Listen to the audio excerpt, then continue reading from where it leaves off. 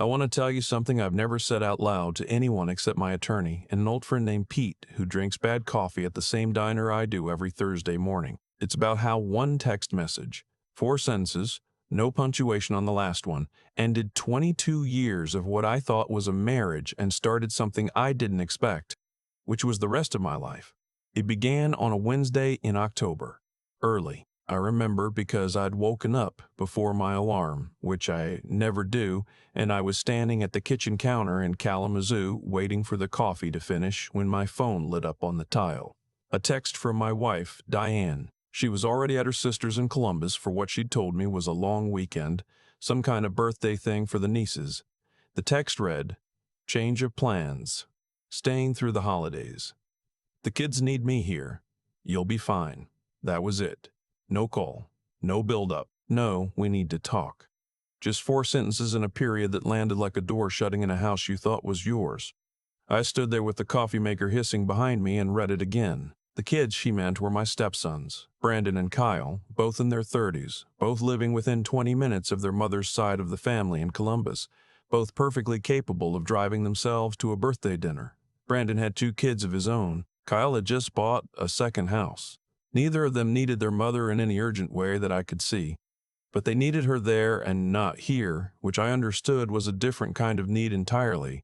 I poured a cup I didn't want and sat down at the kitchen table. The table I'd refinished myself back in 2019, sanded it down to raw wood in the garage over 2 weekends because Diane had mentioned once, just once, that she liked the look of natural grain.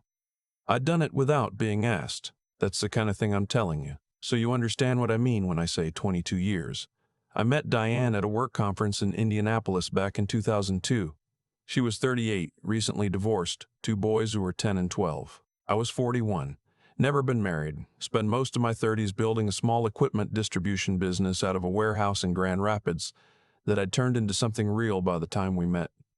I wasn't looking for a family. I wasn't not looking either. She was sharp and funny and didn't pretend to be easy, and I respected that. By the end of that year, we were spending every other weekend together. By 2004, we were married. Brandon was 12 at the wedding. Kyle was 14. I remember Kyle shaking my hand in a hotel hallway before the ceremony with this look on his face like he was deciding whether to trust a used car salesman. I didn't take it personally, I just kept showing up. That's what you do. Their father, Dennis, had moved to Phoenix before the ink was dry on the divorce papers. He called on birthdays when he remembered, which wasn't always. He sent checks that bounced twice and then stopped. By the time Brandon started high school, Dennis was a ghost, mentioned occasionally, blamed regularly, present for nothing. I was the one at the games. I was the one writing the checks for summer baseball camp and orthodontia and the SAT prep course Kyle needed twice before his scores came up. I was the one who drove 4 hours to Columbus when Kyle's first apartment flooded and helped him move everything into storage at 2 in the morning. I never asked to be called Dad. I never expected a thank you for every receipt. That's not how it works. You love people, you take care of them, and you trust that somewhere underneath all the ordinary days, they understand what that cost you. I sat at that kitchen table for a long time after reading Diane's text. The coffee went cold. Outside, the maple in the backyard had gone fully orange overnight the way they do in Michigan in October, like they can't be bothered with subtlety. I thought about calling her. I didn't. I thought about texting back. I didn't do that either. I just sat there and let it settle, the way you let ice melt in a glass before you pour the next drink. There was something under the message I hadn't wanted to name yet, something that had been accumulating for a while, the way water gets in behind a wall. Quiet, invisible, damage you only find after the fact. 3 years earlier, I'd sold the Grand Rapids warehouse operation for more than I'd expected. Comfortable money, not wealthy, but solid. Diane had been the one to push with a bigger house in Kalamazoo. 4 bedrooms, a finished basement, a backyard big enough to host the whole family at Thanksgiving. I'd agreed because she'd lit up when she talked about it. We bought it in both our names. She handled the decorating. I paid the mortgage. I always paid the mortgage. Around that same time, Brandon had come to us about a restaurant he wanted to open in Columbus with a friend of his. He needed $40,000 to match the investor's stake. I sat across from him at that kitchen table, the one I'd refinished, and looked at the numbers he'd laid out and said yes. It was a good concept. He was serious about it. I wrote the check. It came from my half of the warehouse sale. Kyle came 18 months later with a different ask. He wanted to buy out his business partner in a landscaping company. He needed $65,000. He was nervous asking. I remember he looked at his mother first, and she looked at me, and I said, "Let me see the paperwork." I read it carefully. The numbers made sense. I wrote that check too. Neither of them ever mentioned paying it back. I never brought it up. That wasn't the arrangement, and I'd known that when I signed my name. But I want you to understand the arithmetic, because it matters later. The week after Diane's text, I drove to Grand Rapids to see my accountant, Harriet, who has been doing my books since before I met Diane, and who has the kind of honesty that only comes from someone who's been watching your money long enough to care about it. I told her what had happened. She didn't say anything right away. She pulled up the accounts and we sat there together and looked at them. The house was titled in both our names. The investment accounts, the same, but Diane had opened something I hadn't known about. A joint account with her own name and Kyle's, into which she'd been making transfers of around $800 a month for 2 years. Not huge, not illegal, but hidden and regular, and not mentioned once in 2 years of Tuesday dinners and Saturday mornings. Harriet looked at me over her reading glasses. She said, "Do you want to know what your options are, or do you want to tell me it's probably nothing first?" I told her I'd skipped the second part. On the drive back to Kalamazoo, I stopped at a gas station outside of Wayland and sat in the truck with the engine running. The heat clicked on and off. A crow landed on the guardrail and looked at me with the specific contempt that crows have for everyone.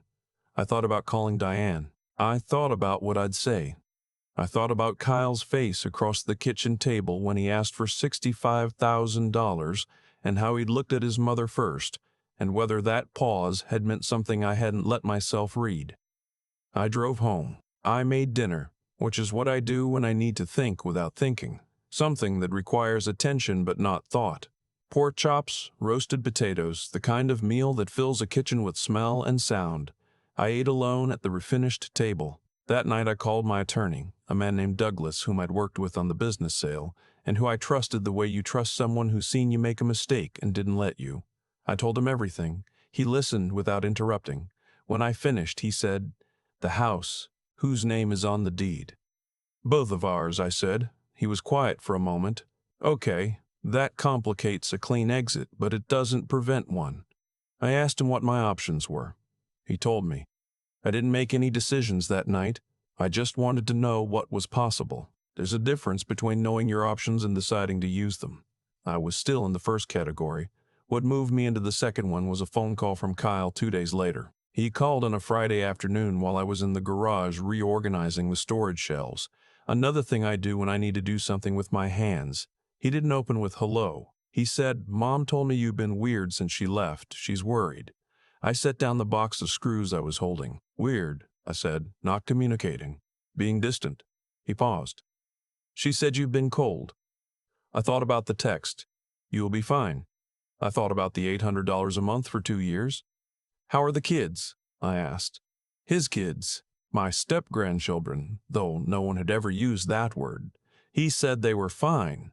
He said it the way you say a word to fill space, not because it carries information.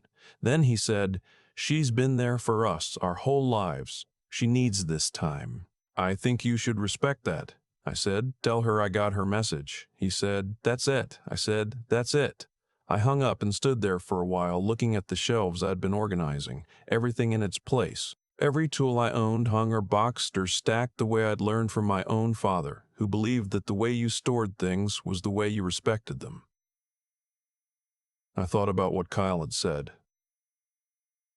"She's been there for us our whole lives." As if I hadn't. As if the $40,000 for Brandon and the $65,000 for Kyle and the 2 decades of mortgage and school supplies and late drives and refinished kitchen tables had been some other man's contribution. That weekend, I called Douglas back. I told him I was ready to talk about the house. The listing happened faster than I expected.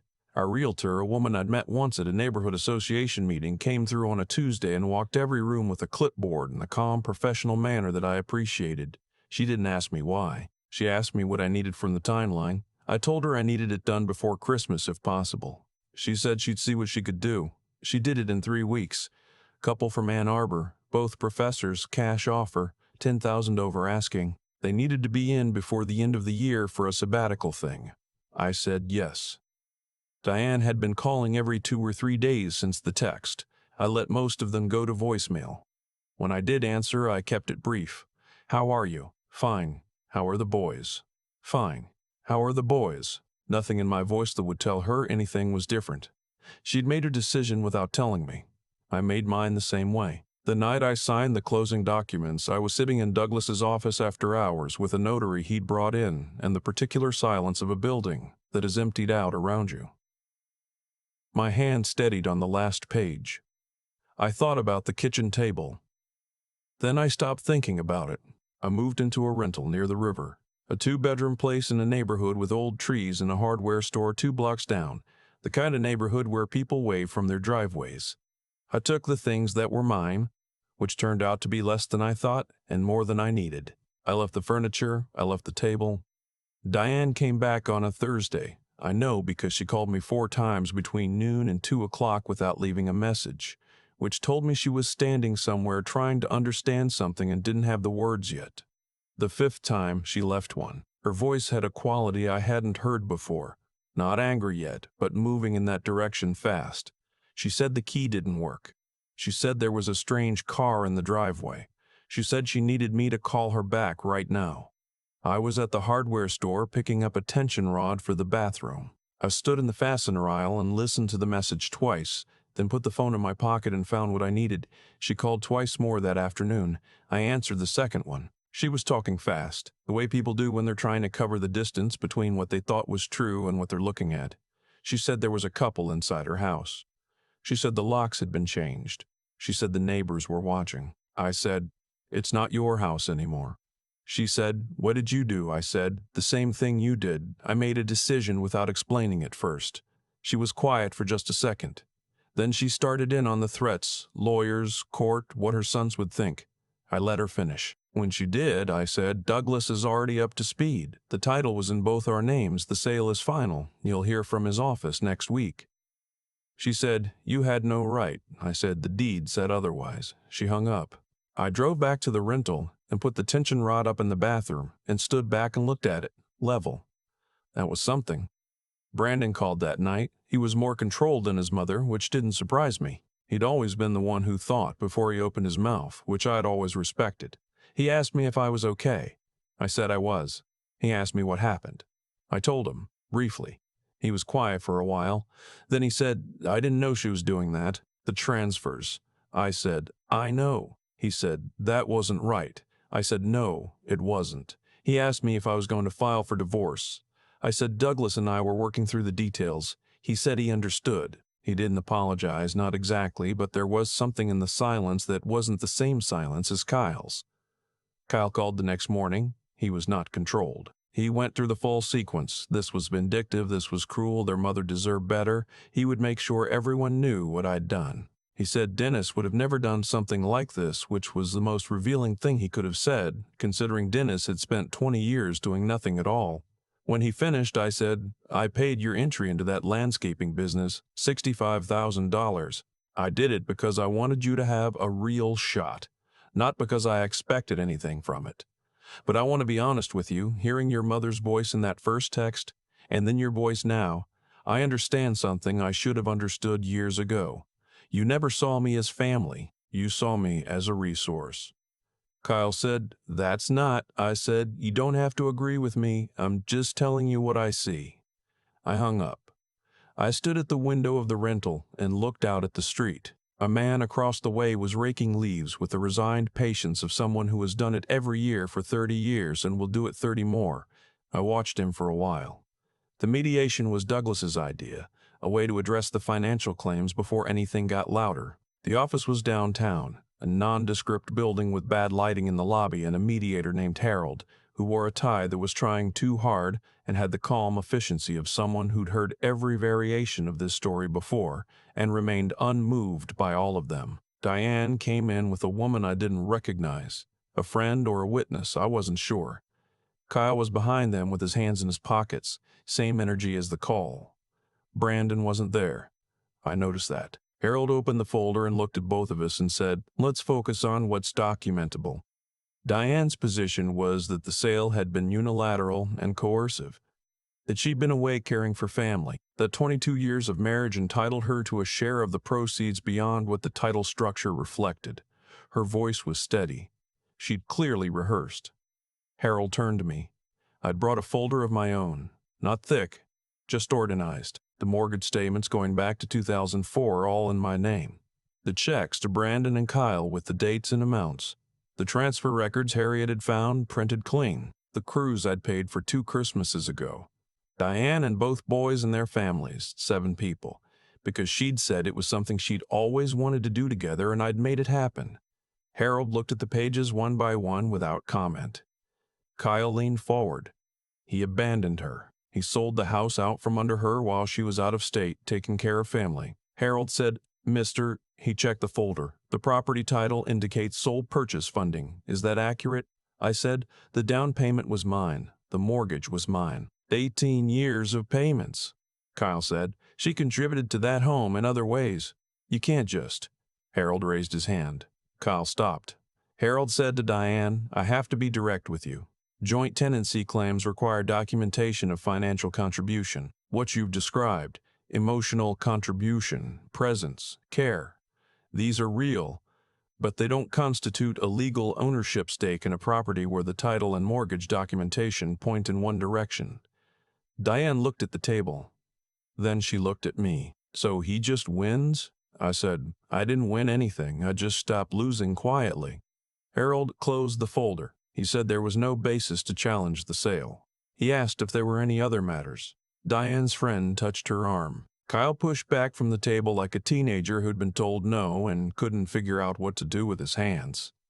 In the lobby, I put my coat on and picked up my folder. Diane was near the door, her friend one step behind her. She turned and looked at me for a moment, really looked, the way people do when they're trying to find the version of you that would behave differently. She said, "I thought you were stronger than this." I said, "You thought I was more patient than this. Those aren't the same thing." She walked out. The door closed. The lobby was quiet. Outside it was cold, the clean Michigan kind where the air has a smell like metal and pine, and the sky is pale gray all the way to the horizon. I stood on the steps for a minute just breathing. Then I walked to my truck. The months after were ordinary in a way that surprised me. I cooked. I read. I walked the neighborhood after dinner the way I used to run when I was younger. Slower now, but more attentive. I started going to a Wednesday night thing at the Veterans Hall. I'd done 2 years in the Army in my 20s. Nothing dramatic. Mostly Germany. But it was enough to make me feel at home in that particular kind of quiet. There was a man there named Pete, who'd been a Marine and was now a retired contractor, and who had the useful quality of saying very little until he had something worth saying. We started stopping at the diner on Thursdays after. He drank his coffee without complaint, which I respected. One Thursday in February, he looked at me over the rim of his cup and said, "You seem like yourself again." I said, "I'm figuring out what that is." He nodded. That was enough for both of us. Brandon called in January, not about the mediation or the house. He called because his youngest, a boy named Sam, had started struggling in math, and he remembered that I used to help Kyle with algebra at the kitchen table in Kalamazoo when Kyle was 14 and sulking about it. He asked if I'd be willing to do a video call with Sam once a week. I said yes before he finished asking. We've been doing it every Sunday morning since. Sam is 9 and impatient in the way that means he's smart and knows it, which is a particular kind of work that I find I enjoy. He calls me Grandpa Vince. Nobody told him to. He just started doing it one Sunday and I didn't correct it because I didn't want to. I haven't spoken to Kyle since the mediation. I don't know if that will change. Some things close the way a joint closes after an injury. Functional mostly, just not quite the same range of motion as before. I've made my peace with that. Diane and I filed in February. It was quieter than I expected.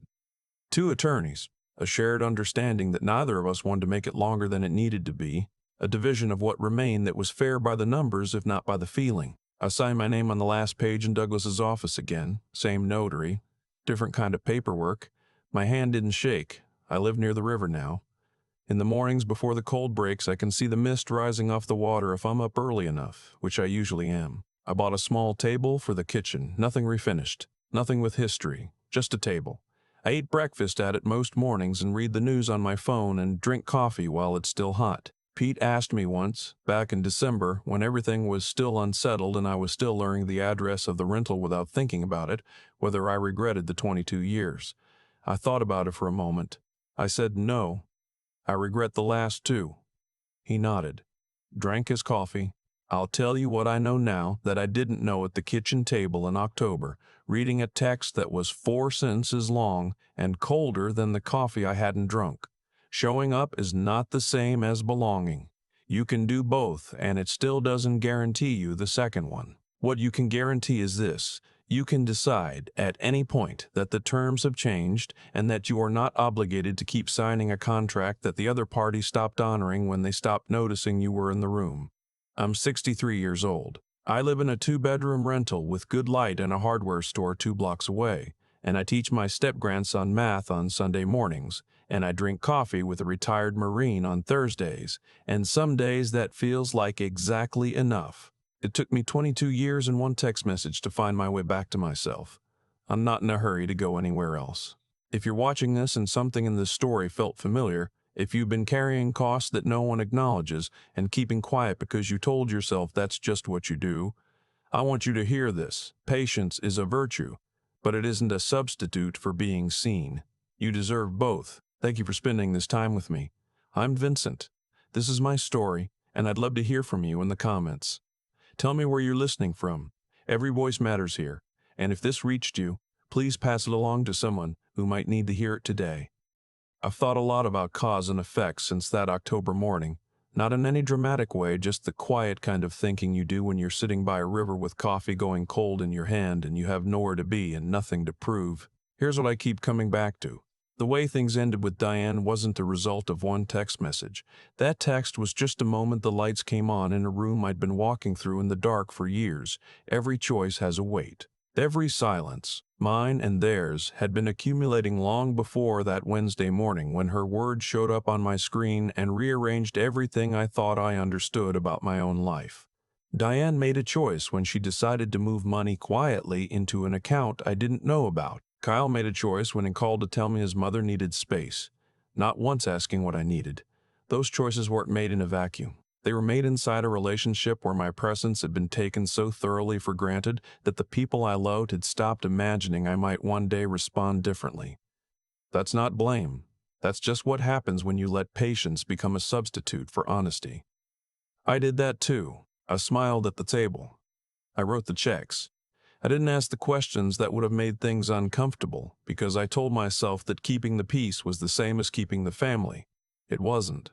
It was just postponing the accounting. What I learned, slowly, and only after I'd stopped trying to argue with what the evidence was telling me, is that integrity isn't something you demonstrate once. It's the thing you rebuild every time you choose honesty over comfort. Every time you hold the line on what you know is true, even when the easier thing would be to let it go. I let a lot go for a long time. That was my part in it. The intelligence I wish I'd had earlier wasn't complicated. It was just the willingness to look clearly at what was in front of me instead of the version I wanted to be true. There were signs. The transfers. The way Kyle looked at his mother before he looked at me. The way Diane's voice had shifted over years from we to them in ways I'd filed under tiredness or stress. I was smart enough to read all of it. I just wasn't willing to yet. And the resilience, that part surprised me. Not because I did anything remarkable, but because I found out that a man can lose a house he refinished by hand, a marriage of 22 years, and a family he helped raise, and still get up on a Thursday morning and drive to a diner and drink bad coffee with a friend, and mean it when he says he's all right. That kind of okay isn't the same as happy. It's steadier than that. It's the okay that comes from knowing you finally acted like yourself. Brandon's boy Sam calls me Grandpa Vince now. He started on his own one Sunday, and I didn't correct it. That one thing, small as it is, tells me more about how this story ends than anything that happened in a mediator's office downtown. You don't always get to choose what breaks. You only get to choose what you build next.